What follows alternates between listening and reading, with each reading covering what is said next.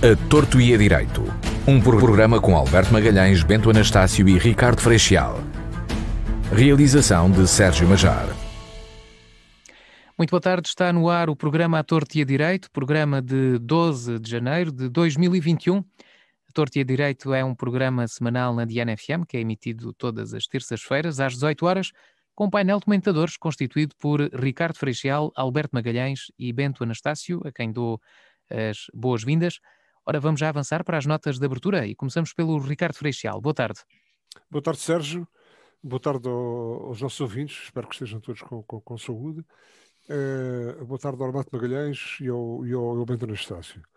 Eu já várias vezes lancei aqui o repto ao Sérgio e nestes programas nos quais participo para que pudéssemos adicionar aqui umas notas musicais que podiam iniciar perfeitamente e terminar o programa e dava um pouco mais de ambiente a esta coisa.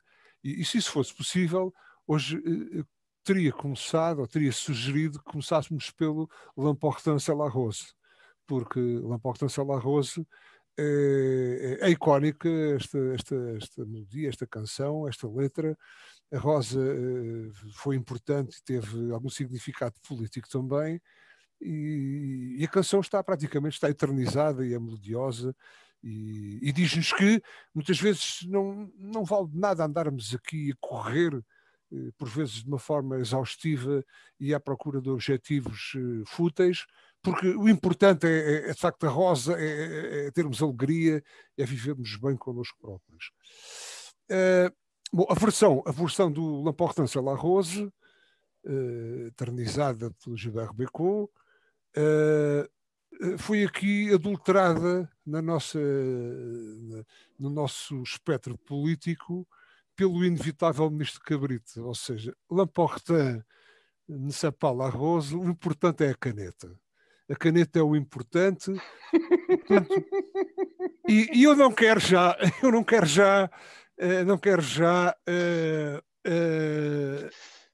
levar os meus colegas de painel e o Sérgio para o tema inevitável que é o do confinamento e que foi lançado pela rádio. Mas apenas, e nem quero sequer agora tocar aqui na eventual incompetência ou competência dos vários ministros que nos inundam as nossas casas com estas bizarrias deste tipo. Mas, pelo amor de Deus, que nos poupem à patetice. Foi as compotas, foi o subsecretário de Estado da Saúde com as compotas e com o encontro no óleo no quintal. É o ministro Cabrita agora com a caneta e vão nos carros dos vossos familiares, pelo amor de Deus. Ou seja, poupem-nos. Há aqui, independentemente de haver incompetência ou pouca coerência numa série de medidas transversais aos vários ministérios, como já vimos aqui, como vamos abordar hoje, que nos poupem à patetice. Patetice não. Porque isso, de alguma forma, também nos desmoraliza. Não basta nós sermos confrontados com coisas com as quais não concordamos e que achamos perfeitamente estapafúrdias, como ainda por cima nulas apresentam de uma forma patética. Poupa-nos, pelo amor de Deus.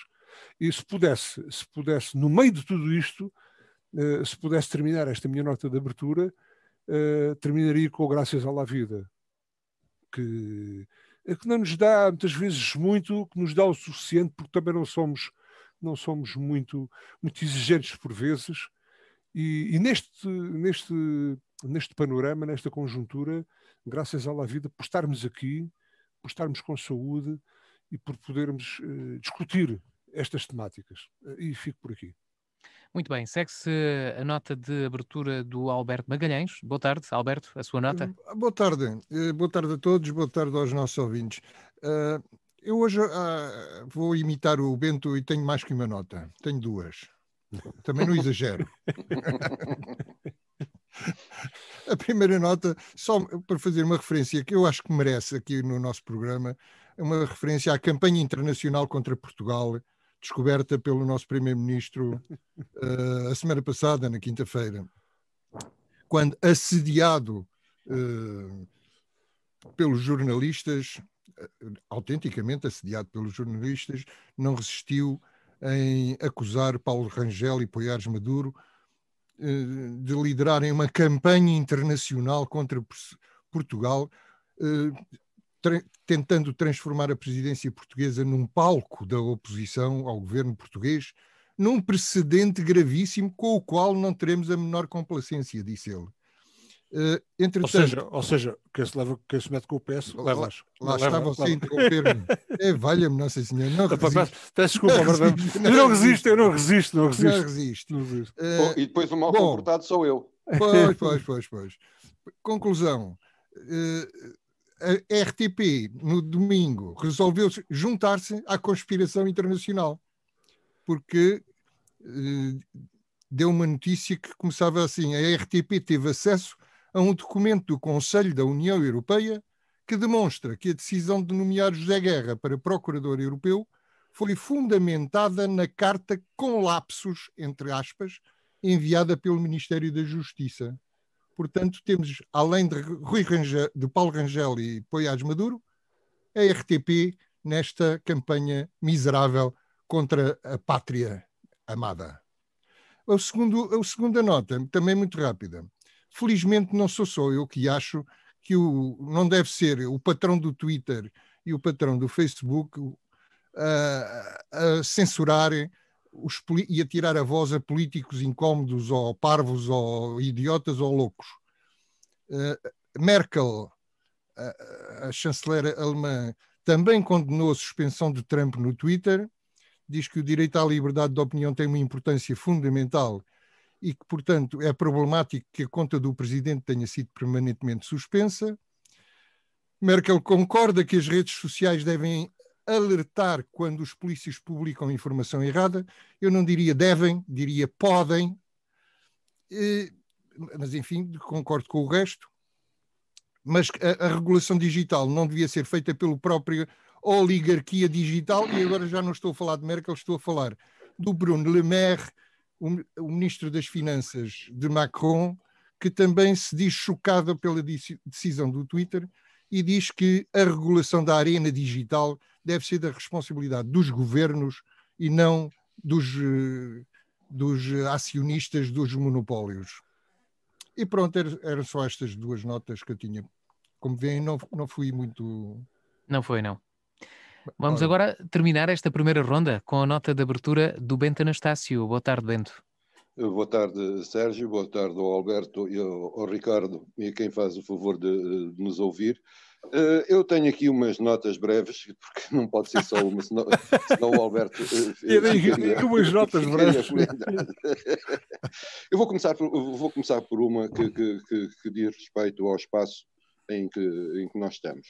Eu acho completamente inadmissível que as rádios, sem serem nacionais, as rádios locais, as rádios como a Rádio Diana, não tenham o acesso aos tempos de antena. Os tempos de antena para as eleições nacionais não passam nas rádios locais. Quando toda a gente sabe a necessidade que têm estas rádios de ter apoio financeiro, e isto não é um apoio financeiro, é um direito que têm todos os cidadãos a serem informados, e ninguém pode dizer que no interior, nas zonas onde estas rádios são importantes, as rádios nacionais são mais ouvidas. Eu não acredito que as rádios nacionais sejam mais ouvidas no interior do nosso país que as rádios como a nossa. Portanto, deixar aqui o meu abraço solidário a todas as rádios que, como a Diana, se viram despojadas de um suporte financeiro importante para a sua atividade. Não me parece bem que haja gente que tem uma rádio, uma televisão e um jornal que são a infâmia das infâmias do jornalismo. Estou a falar, obviamente, no Correio da Manhã. Tenha acesso aos dinheiros públicos através dos tempos de antena, e rádios plurais e democráticas como a Rádio Diana não tenham. Esta foi a minha primeira nota, desculpem. A segunda vai para a minha saudação efusiva ao meu camarada obviamente, Esqueleto de Serpa. O Esqueleto de Serpa que me deixou muito agradado com o seu aparecimento. Saudar também daqui a comunidade cigana de Serpa, que deu o exemplo ao juntar-se pela primeira vez à luta dura antifascista nas ruas. Olha, posso fazer um parênteses? Também gostei de ouvir um desses elementos da comunidade cigana dizer que não querem resi, querem trabalhar. Gostei de ouvir. Exatamente. Portanto, se ficar aqui essa nota, e também isto se dará para outra altura, iria falar sobre a insurreição do Trump, mas se faço outra nota sobre isto, o Alberto Magalhães até ao final da vida nunca mais se cala. Disse. Muito bem, o tema da rádio é o novo confinamento geral que está previsto, está prometido pelo Primeiro-Ministro, que hoje disse que a grande dúvida está relacionada com as escolas, se fecham ou se mantêm abertas. Ricardo Freixo está pronto para um novo confinamento devido à pandemia da Covid-19? Concorda? Acha que é inevitável? A nossa concordância ou a nossa discordância face a temáticas que deviam estar fundamentadas do ponto de vista técnico, científico, social, por quem de direito, a nossa concordância pouco vale.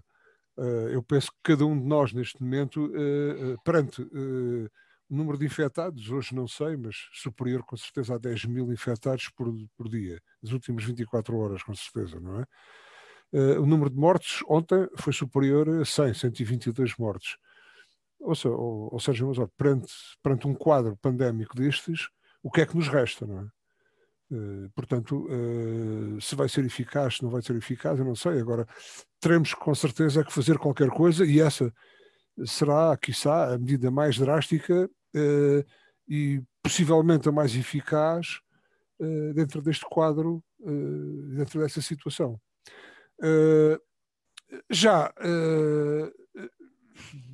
Podíamos aqui conjecturar sobre o porquê que chegámos até aqui, mas isso já não vale de nada neste momento. O que temos é que ir para a frente e tentar inverter esta tendência, este quadro, a machucar, como se costuma dizer, a curva e criar condições para que todos nós possamos viver melhor. Portanto, não é, entretanto, compatível um confinamento geral, e eu sou frontalmente contra, com aquilo que é a realização ou suspensão do confinamento, como se a pandemia pudesse ser suspensa por força da Constituição, imagine-se, das eleições.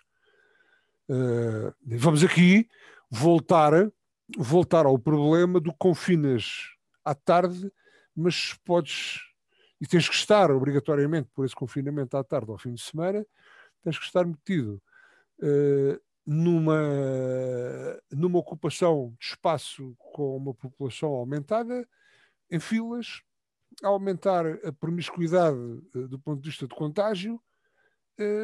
Em termos de picos, estamos aqui com picos, quer dizer, confinamos, mas dia 24 vamos todos, desde que tenhamos caneta. Portanto, agora temos é que ter força nas canetas, não é? E, portanto, acho isto pouco coerente.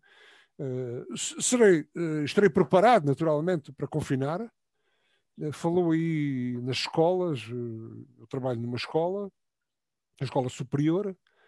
Até agora tenho indicação de que, salvo qualquer tipo de normativa que aconteça ou despacho que aconteça a posteriori, neste momento tenho feito um pouco a vida, e vou fazer até a ordem contrária, tenho feito um pouco de vida como tenho feito neste último período, alternando aulas práticas previamente marcadas, presenciais, com aulas através de videoconferência. Hoje já tive durante a manhã.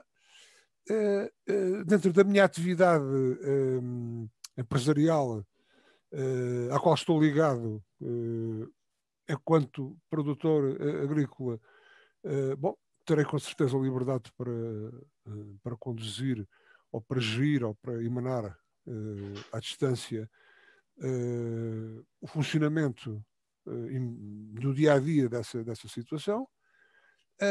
Agora, este esforço coletivo da sociedade, da comunidade, penso eu que não pode ser interrompido, seja lá porque for, pelas eleições ou por outra qualquer coisa. Portanto, isto vamos aqui cair praticamente naquela pouca eficácia das medidas até aqui, que confinas agora, não confinas logo, e portanto isto é um pouco...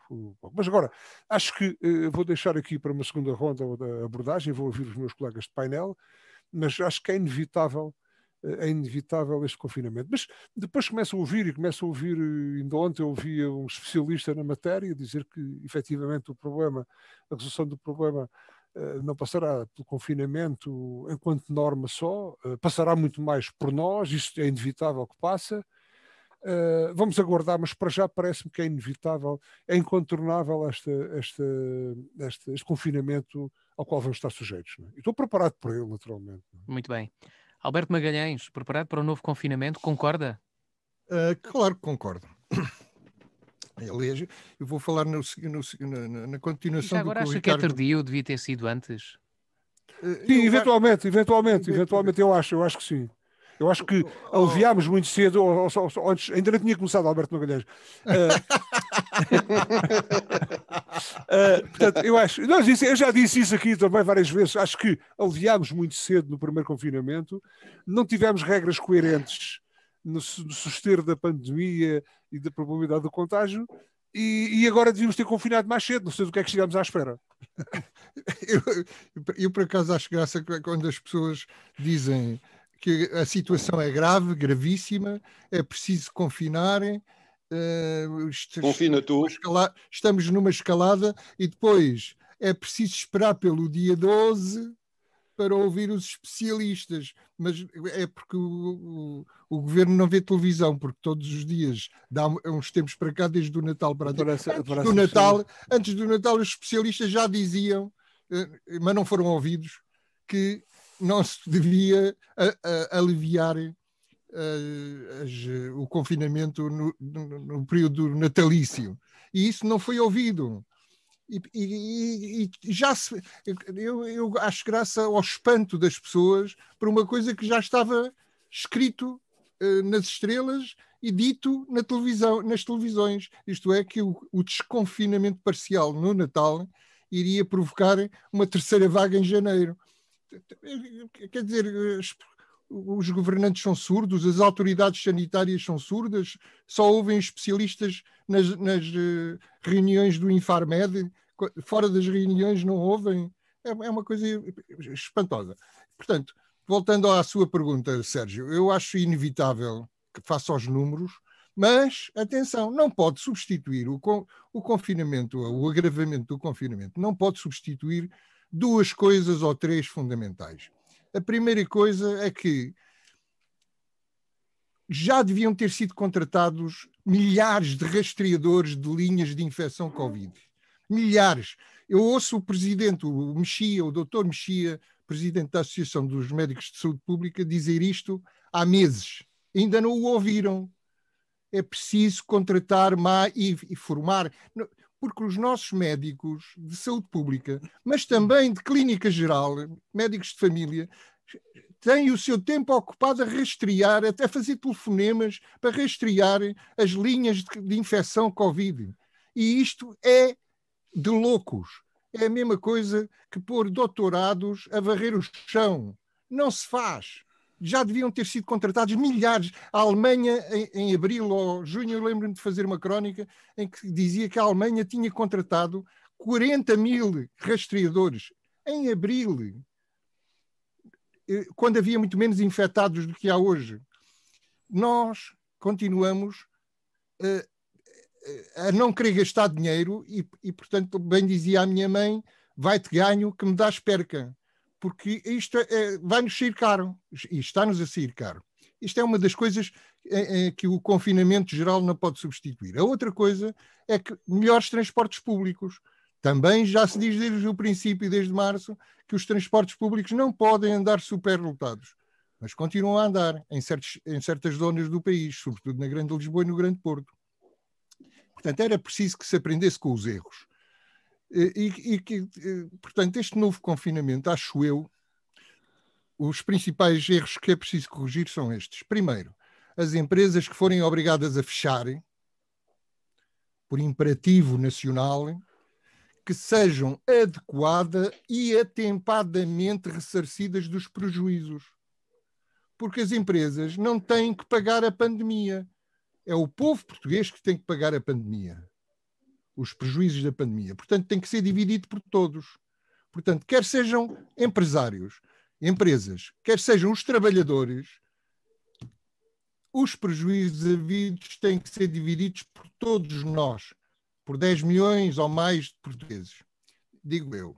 Portanto, os trabalhadores sem a mínima proteção, como são os da cultura, mas não só, outros independentes, etc., têm que também ter compensação e ver os seus prejuízos compensados, sem delongas e sem miserabilismos.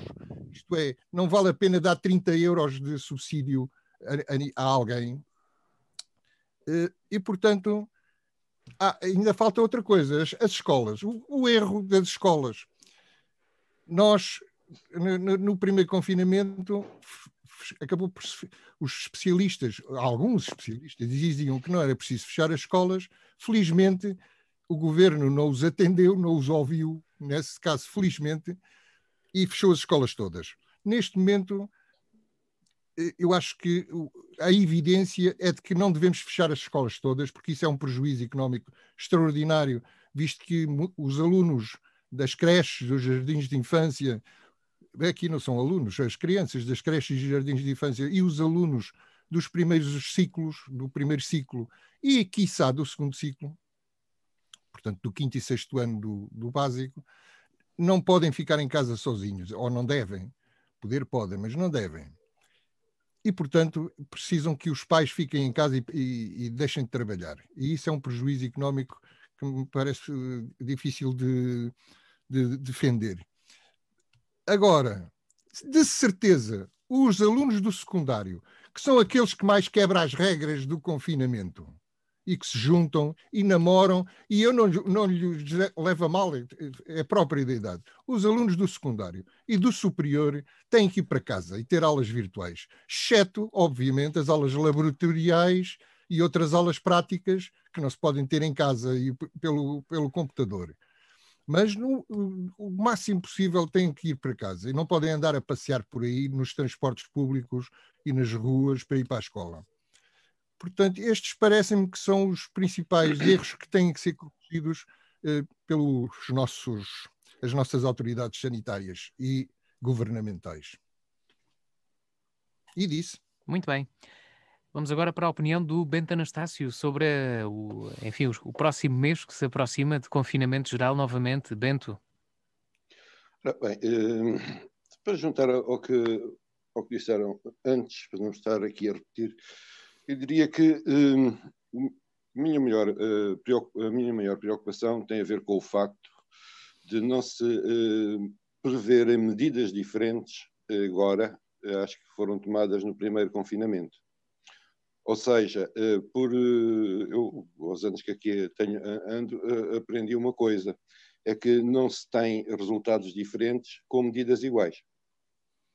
E, portanto, eu tenho algumas dúvidas no resultado deste confinamento. O confinamento não é discutido, não vale a pena discuti-lo, não há outra solução, terá que ser, ponto. Agora, em que termos? Então, diz o senhor primeiro, o que quer dizer que pode ser precisamente o contrário, que nem pensar fechar as escolas. Ele agora depois, já diz pelo menos, agora já diz dos mais novos. Diz que até aos 12 anos, portanto, corresponderá aos alunos até ao primeiro ciclo segundo ciclo do ensino básico. É assim que se chama agora. Já não é mau. Se for assim, já não é mau. Já é mau. E que, obviamente, que não poderão fechar as universidades porque estão num ciclo de provas e de avaliações e de não sei o que, essas coisas todas. Pronto. Mas por aí são pequenos remendos à coisa. em termos económicos, a ser a mesma receita, e não estou a ver que seja muito diferente, até porque a malta tem que preencher papéis e tem que fazer uma quantidade de coisas. Os pequenos empresários têm que voltar a fazer uma auditoria fiscal às suas empresas à borla, para depois receberem 96 euros de subsídio por mês. Isso é que não pode ser, não é? Pois, mas eu não estou, Alberto, eu gostava de hoje ser aqui o otimista da coisa, mas ao contrário do que é normal, sou mesmo o pessimista. Eu não estou, como as pessoas sabem, sou um pequeno comerciante, compro e vendo livros, eu e milhares de outras pessoas que têm a mesma estrutura empresarial, isso é que se lhe pode chamar, ou seja, aqueles gajos que, como eu, não estão para serem explorados, nem exploraram ninguém. Criaram o seu próprio emprego, não é? Vamos todos passar mal, muito mal. Grande parte vai mesmo fechar, e depois a isto junta-se outra coisa. Nós não temos direito, por exemplo, a subsídio de desemprego. Só para que fiquem com uma ideia. Temos rendas para pagar, temos água, luz e impostos para pagar, e não é com moratórias que a coisa lá vai, e muito menos sem um prazo alargado de carência e sem isso. Portanto, em termos de impostos também não há qualquer tipo neste momento, de benesse. Nada. Está tudo ativo, não é? Está tudo ativo. Tudo ativo. Com casos por exemplo, quem trabalha, isto é a realidade, quem trabalha, por exemplo, com o Estado, ver os pagamentos cada vez mais atrasados, e cada vez ter que pagar o IVA que faturou ao Estado, sem o Estado lhe ter pago. Porque se não pagar é o 31, e já houve casos de empresas que faliram porque não pagaram atempadamente o IVA que o Estado não lhes pagou. Portanto, isso vai se manter, e esta é a realidade do país que temos, não é outra. Olha, isso do dia a dia. Bento, posso fazer um parênteses? Sim. Isso é uma daquelas coisas que me indigna há uma data de anos. É que o Estado deva dinheiro às empresas e depois as empresas não possam pedir dinheiro ao Estado porque lhes também devem dinheiro ao Estado. Eu cá por mim, os deputados, pelo menos os de esquerda, tinham a obrigação de já ter feito uma lei que dizia assim: se o Estado dever dinheiro a alguém ou a alguma empresa, essa empresa não pode ser prejudicada por dever dinheiro ao Estado. Por exemplo. Sim, agora a improvisar, não é? Sim, mas nós temos um Estado. Nós temos um Estado que consegue encontrar todos os meses a brisa para lhe pagar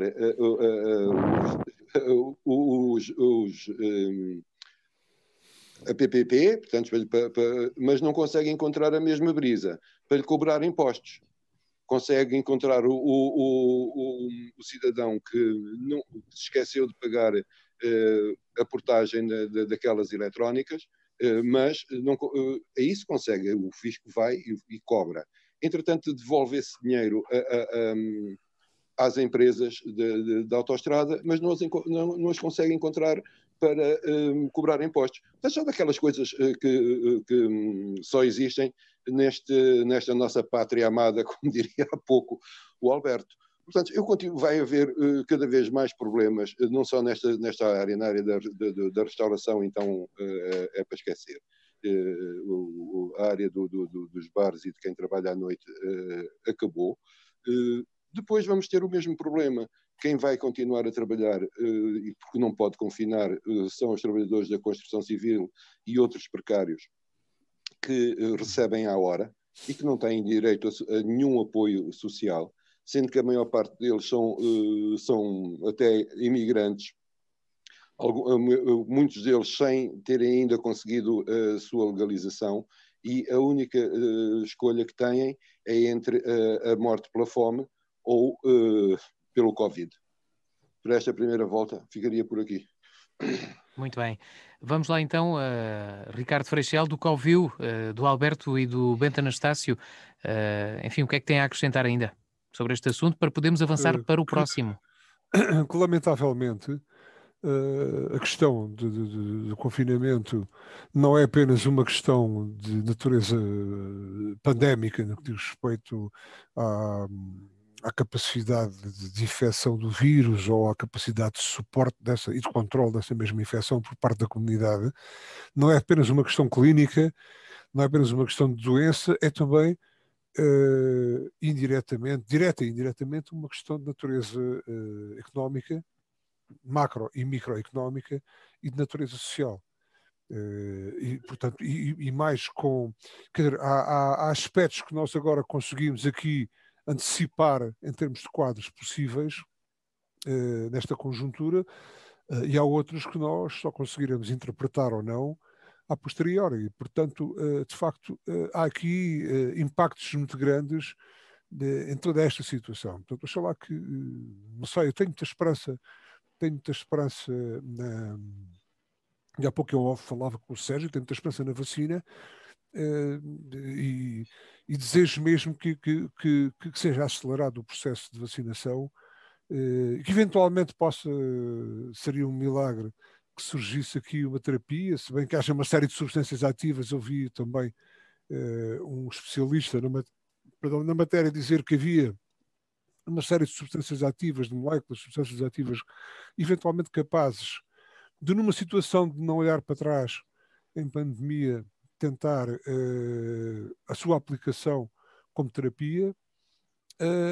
Oxalá que tudo isto seja um obstáculo ao piorar da situação, no que diz respeito à saúde, à falta de saúde, e no que diz respeito depois às questões de natureza social e de natureza económica, micro e macroeconómica, porque serão neste momento as pequenas e as médias empresas, serão aqueles que têm o seu próprio emprego, mas salvo um nicho ou outro de mercado, a economia em geral está a sofrer muito com esta situação, direta e indiretamente. Alberto Magalhães, um último comentário sobre este assunto. Muito rápido. Eu concordo com tudo o que têm dito o Bento e o Ricardo. Em relação ao que o Bento estava a dizer sobre a dificuldade dos trabalhadores e dos empresários como ele, e dos trabalhadores precários, eu tenho a dizer o seguinte ainda. Lembrei-me, de repente, que vi outro dia na televisão, eu tenho pena de não ter seguido a conversa toda, mas foi uma coisa que já apanhei no fim. Uma economista reputada, que agora até está na moda nos comentários televisivos, a Susana Peralta, professora de Economia, acho que da Universidade Nova, não tenho a certeza, mas acho que é, dizer que era preciso o governo, ao confinar, ao obrigar ao confinamento e a endurecer as medidas de confinamento, era preciso o governo deitar dinheiro para cima das pessoas. Isto é, deitar dinheiro para as pessoas, deitar dinheiro para as famílias. E eu acho que ela se estava a referir às mesmas pessoas que o Bento referiu agora, e por isso lembrei-me dela. Isto é, o barato às vezes sai caro. Ao poupar em algumas coisas, e eu já disse algumas, os transportes públicos, o melhoramento dos transportes públicos e a contratação de rastreadores, ao poupar aí, mas também ao poupar nos subsídios a pessoas que estão ou que vão empobrecer, o Estado está a poupar, mas vai-lhe sair caro. Nós vamos pagar isso depois, o Estado vai pagar com o nosso dinheiro, é claro, e depois mais tarde. Porque um país que depois de estar em pantanas custa muito a levantar. E era preciso atuar agora antes que o país ficasse todo de pantanas. Bento Anastácio. Olha, continuando aqui o raciocínio do Alberto, a questão do país ficar em pantanas não se põe. O país está claro, em pantanas. Está bem. Agora, vamos... Concedo. Pois. O que era necessário era ter firmeza e ter a coragem de fazer coisas diferentes. Eu não sei se é o exemplo americano, naquilo de pôr dinheiro nas famílias, que é o de cada cidadão leva um cheque independentemente da sua situação. Da sua situação, não sei se é isso, não me parece a situação mais correta, mas a outra também é diferente. Mas uma coisa é certa, as medidas para a economia têm que ser forçosamente diferentes do primeiro confinamento. Sob pena de depois não valer a pena haver medidas nenhumas. Bento, mas as medidas do primeiro confinamento eu acho que pecaram não por serem inexatas ou ineficazes, mas por se tornarem ineficazes porque não foram aplicadas em devido tempo. Exatamente. Porque depois a burocracia, os obstáculos burocráticos que foram criados às pessoas e às empresas para receberem os pequenos subsídios que acabaram por receber muito atrasados, e alguns ainda não receberam, isso é que complicou, não é? Não é propriamente que a medida esteja errada. A gente lê a medida no Diário da República e aquilo parece bater certo. Mas depois, pôr pequenos empresários a terem que, como tu disseste, fazer uma análise às finanças, a terem que preencher papéis complicadíssimos, a entregá-los em vários sítios, etc., desmotiva, desmobiliza e torna quase impossível as pessoas depois receberem atempadamente. Por isso é que eu, na minha primeira intervenção, falei de receberem atempadamente e de forma não miserabilista o dinheiro que precisam.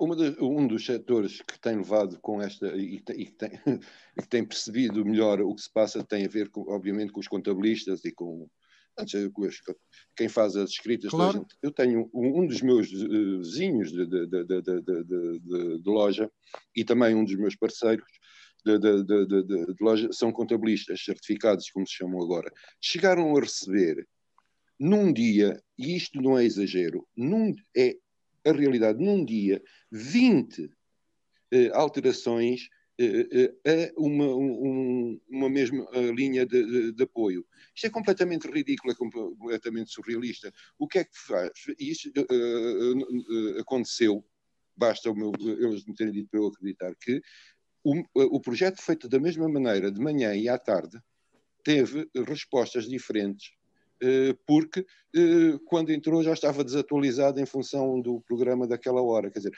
andamos a brincar com isto. Agora, se isso voltar a acontecer, já é de má fé. Porque pois, mesmo que a gente que eu não vejo que isto deu desconto, não vejo outra coisa. Eu não acredito mesmo que a gente deu desconto das 20 alterações, como tu falaste, das 20 alterações no próprio dia, serem uma coisa por inexperiência, por ser uma situação nova, neste momento, se voltar a acontecer, já é por má fé. Pois, e é o que vai voltar a acontecer, e de certeza absoluta. Isso para mal certeza absoluta não das podes minhas dizer. certezas. Sim, pronto, eu retiro o absoluta e ponho 99,8% de probabilidades de voltar a acontecer. Agora fizeste-me lembrar um treinador de futebol que eu ouvi ainda há bocadinho a dizer que não me venham cá com percentagens e probabilidades, porque a matemática é uma ciência exata e o futebol não é. Ora, e ao que parece a pandemia também não. Muito bem, vamos lá então falar do tema do Ricardo Freixal. É a ele que cabe apresentar o tema. As eleições para Presidente da República são assim tão importantes? Ricardo, é uma pergunta ou uma afirmação? Olha, eu quisera, Sérgio. Eu lancei o tema e imediatamente recebi um aviso do Sérgio e aqui da organização do programa da Rádio Diana. Diz atenção, porque em plena campanha eleitoral temos que estar muito atentos à Comissão Nacional de Eleições para nos esticarmos relativamente às nossas opiniões. E eu descansei o Sérgio e descanso os nossos ouvintes também e os meus colegas de painel, dizer que não vou aqui esgrimir argumentos a favor ou contra um qualquer dos candidatos. E vou apenas, e disse atenção, ou seja, o meu são assim tão importantes tem duas vertentes. Tem uma vertente que é no meio de todo este problema da pandemia, das alterações de natureza do estado de saúde de cada um de nós e da comunidade em geral, das repercussões que isto tem do ponto de vista da micro e da macroeconomia ao nível do país, das questões inerentes do ponto de vista social. Portanto, nesta conjuntura, ou seja, tudo isto é muito mais importante do que são as eleições presidenciais. E remeto-me aqui para o tema da primeira parte, na qual disse, mas que confinamento é este que suspende a pandemia ou as regras, corta, suspende, faz um break na altura das eleições. Mas é a Constituição, que raio? A Constituição que se altera, que se suspenda por motivos que são nobres e que estão à vista de todos nós. E, portanto, ou seja, que me perdoe os nossos ouvintes, neste momento estou-me nas tintas para as eleições. Não me dá pica, passo o termo, rigorosamente nenhuma. E porquê? Porque dentro dos sistemas de governo possíveis, aquele que é o nosso, que podemos considerá-lo de semi-presidencialista, que podia ser, enfim, aqui um misto do sistema essencialmente parlamentar ou o sistema presidencialista, não tem nem uma coisa nem outra. E estamos aqui neste banho-maria, nesta acalmia, neste banho-maria, que, ou seja, eu não vejo neste momento, neste sistema político, pode haver, mas qual, ouça, qualquer, neste momento, eu não vejo que destas eleições surja, eventualmente, alguém que possa alterar significativamente o modo de fazer política, de estar em política e de vida da comunidade. Portanto, eu pergunto, mas é de facto assim tão importante para resumir o problema à caneta? Levem lá a caneta, porque o problema está todo resolvido, e vão nos carros dos vossos familiares, e entre o dia 14 e o dia 17 os mais idosos comuniquem lá, não comunicam nada. Isto é uma fantochada autêntica. E neste momento, de facto, teria sido muito razoável, numa primeira análise, que as eleições fossem suspensas. Mas suspender a Constituição, por que não? Porque não? Não temos um regime que é semi-presidencial, não temos uma articulação entre o governo e o chefe de Estado. Temos até demais por vezes. E não temos sequer, com poderes que o Presidente tem enquanto chefe de Estado, para alterar o rumo da situação. Não temos neste momento nada, anda tudo aqui em banho-maria e estão por resolver uma série de coisas, das quais emergem depois, porque quando as coisas estão menos mal,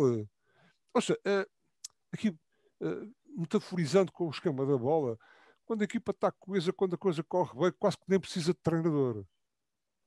Agora, quando a coisa corre mal, é que nós estamos a ver que começam a surgir, e há indicadores na nossa sociedade e na nossa cena política, há indicadores mais que suficientes para passar a estados de incompetência ou de pouca competência, ou sei lá do quê, a ministros, a secretários de Estado, ao Primeiro-Ministro e também ao Presidente da República, que assina com caneta também de cruz, com esta coisa toda. E, portanto, neste momento, é um alerta. E vão perguntar-me, mas o quê? Promove lá aí um sistema que seja alternativo a este, não sei. Ou eventualmente passará pelas pessoas, dentro do mesmo sistema, serem mais ativas, não andarmos aqui neste status quo a passar, cada um deles a tentar passar pelos pingos da chuva, quando os problemas prementes da comunidade, da sociedade, transversalmente aos vários setores, ficam por realizar. Portanto, não acredito que resulte deste sistema e deste xadrez político qualquer tipo, e por isso é que eu pergunto, mas será assim tão importante? É claro que a discussão não termina aqui. Eu quis apenas alertar e exponho-me também aqui às balas dos meus colegas de painel e de todos aqueles que estão a ouvir, que me digam, este tipo está maluco, está parvo, para ver aqui com uma conversa destas, o que é que ele quer? Ouça, quer tudo menos isto. E, portanto, que nos valha que nos valha a tudo aquilo que for feito para contrariar toda esta entropia muito grande que existe neste atual sistema político. Muito bem. Alberto Magalhães.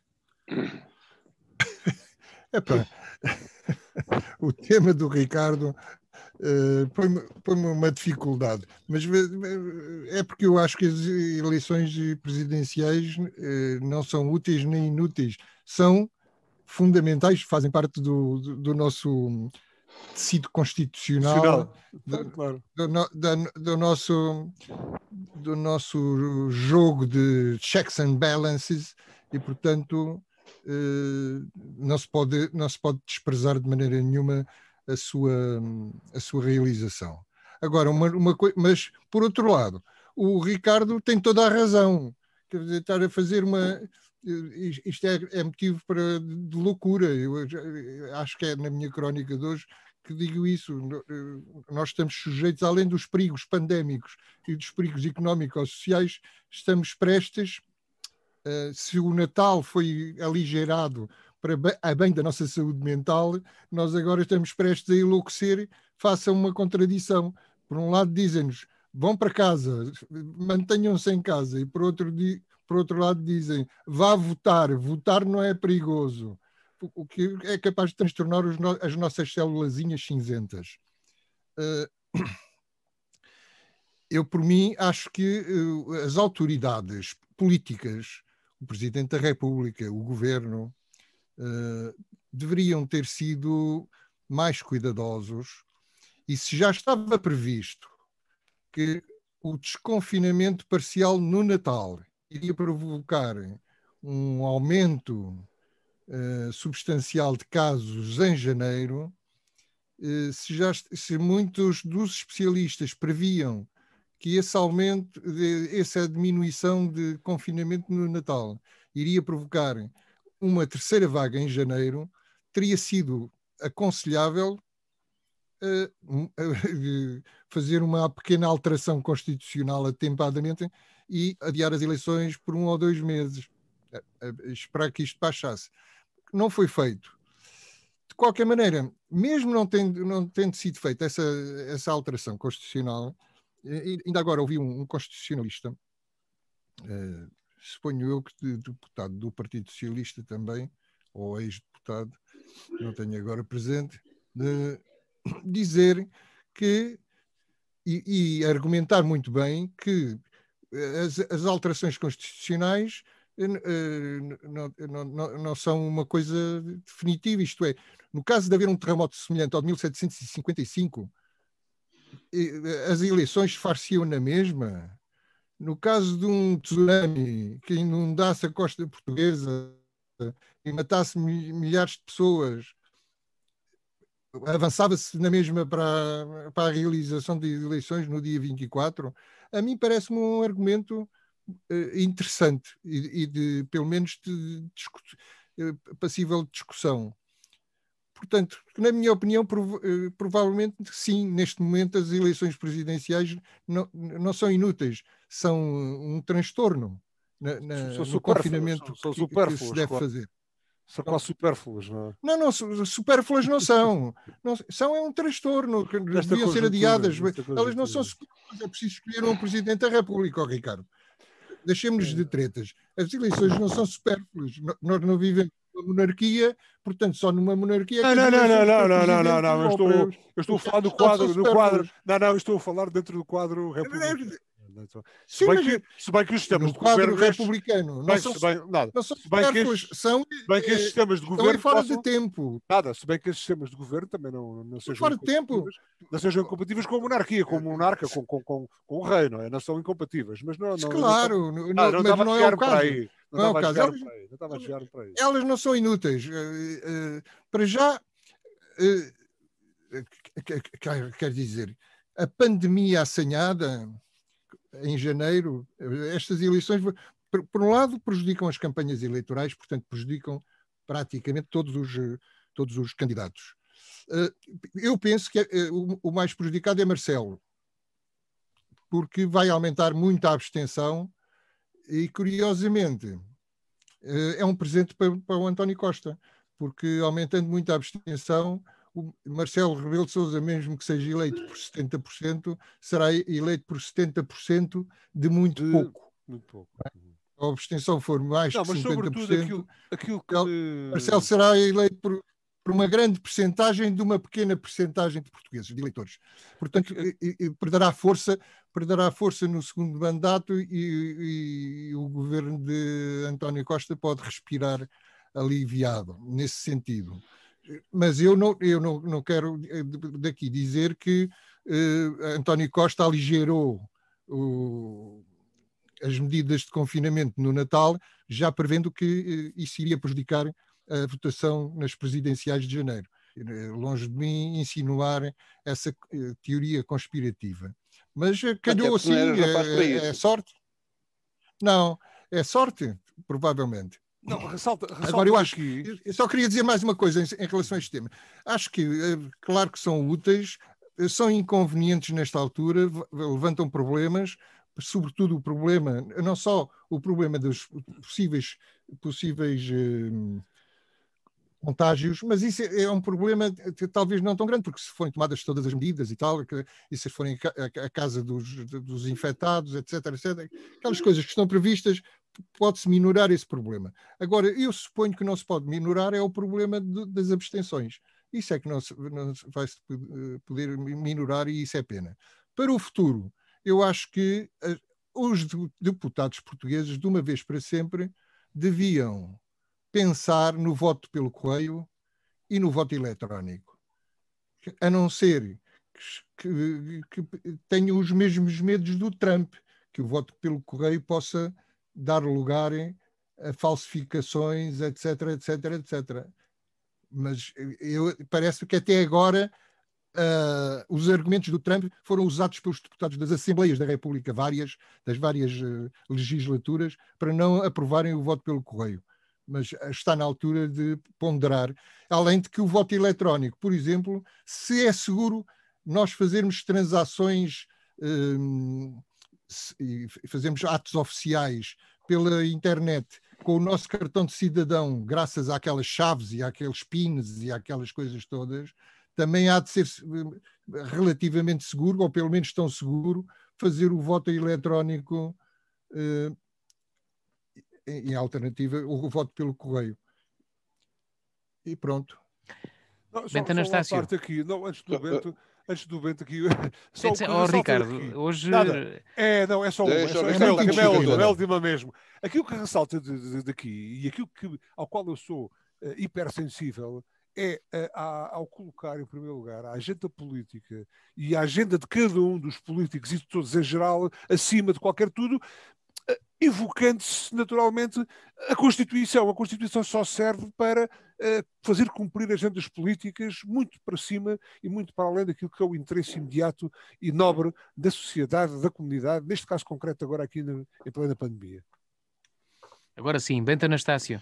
Bem, é claro que eu concordo, eu discordo totalmente, obviamente discordo totalmente então com a última frase do Ricardo. A Constituição não serve para isso. A Constituição serve para nos garantir um regime democrático, nos garantir liberdades, direitos, garantias e deveres.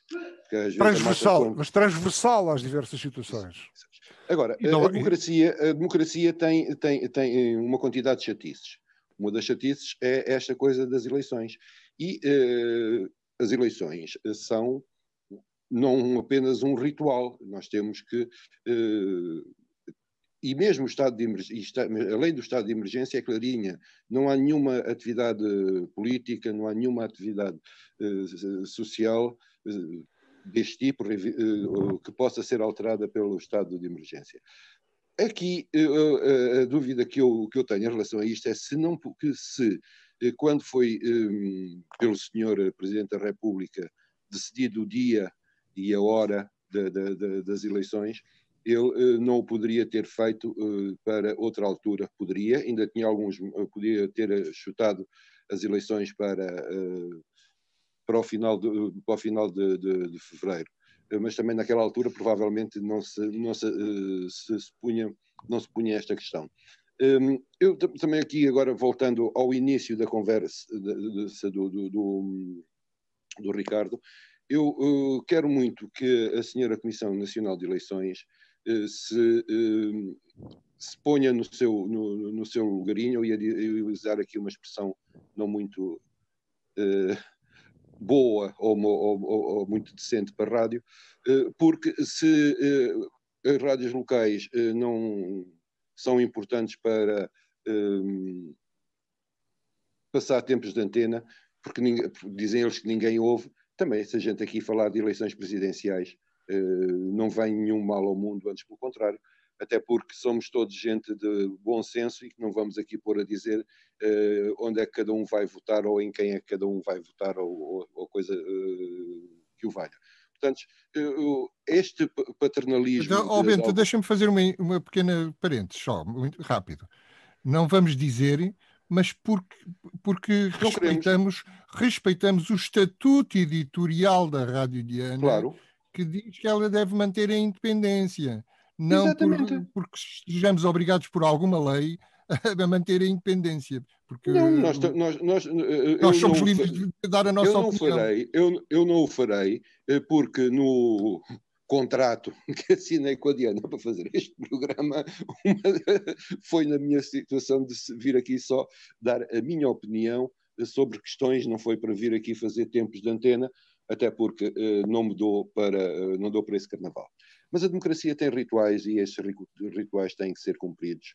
Nós teremos que ir votar. Agora, penso é que deveria ter sido feita alguma pequena alteração à lei eleitoral para abrir o tempo de votação. A votação não tem que ser toda no mesmo dia. Eu sei que isto dá... Pois é o problema, que isto dá chatice e custa dinheiro, mas pode ser feita durante 2 dias. Eu não vejo nenhum problema de coisa de antecipação de voto ser uma coisa tão complicada de ser feita neste país.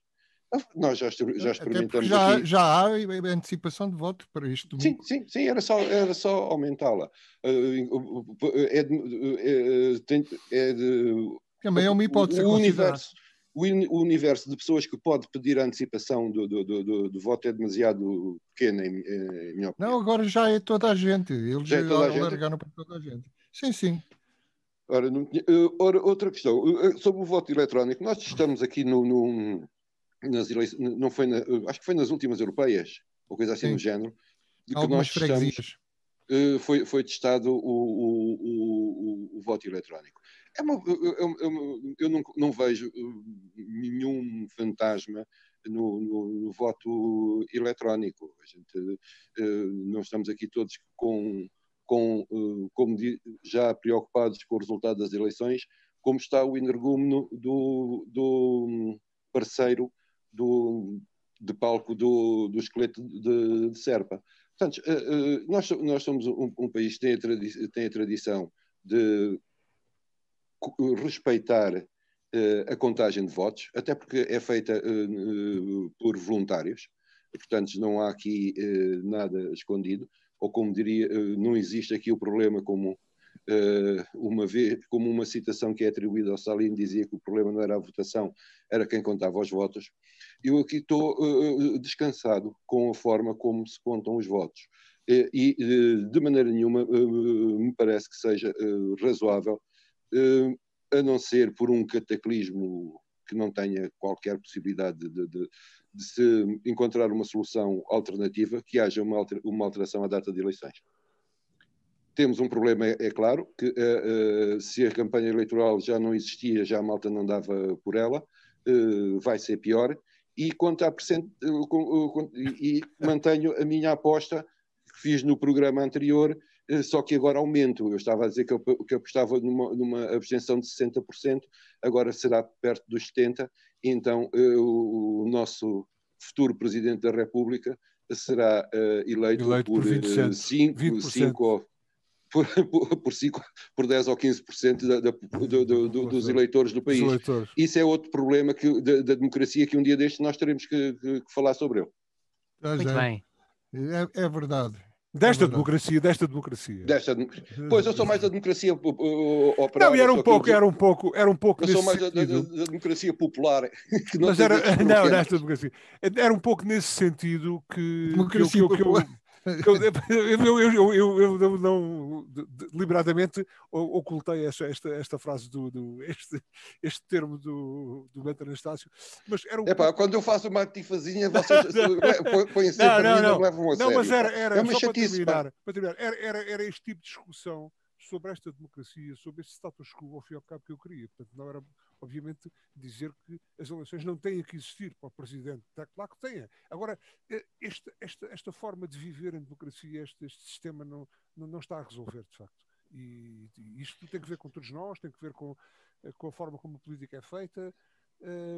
E olhe, leva a isto, quer dizer, não é nada cómodo, não é salutar em democracia haver uma taxa de abstenção dessas e haver aqui presidentes e é claro que a nossa democracia está doente. Isso não há dúvida nenhuma. Não é só a nossa. Não é só a nossa. As democracias todas têm tendência para adoecer. Esse é também um dos assuntos que nós havemos aqui de tratar. Porquê é que as democracias têm tendência para adoecer? Porque não são democracias populares. Porque se fossem democracias populares... As democracias populares já nascem doentes. Pá. As democracias populares já nascem todas doentes. Seria uma festa no mundo. Todas, meus senhores, temos de terminar. Já nascem completamente infectadas, as democracias populares. Muito bem, temos de terminar. Olha que não. Ditas populares. Pois não. Populares.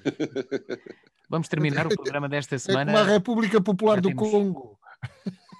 E a República... Não te ponhas a provocar-me, senão eu terei que te responder à letra e depois a Comissão Nacional de Eleições vem-nos chatear. Vamos terminar o programa desta semana. Quero agradecer a vossa participação. Mais uma vez fizemos o programa à distância, através das novas tecnologias, para não corrermos riscos associados à Covid-19.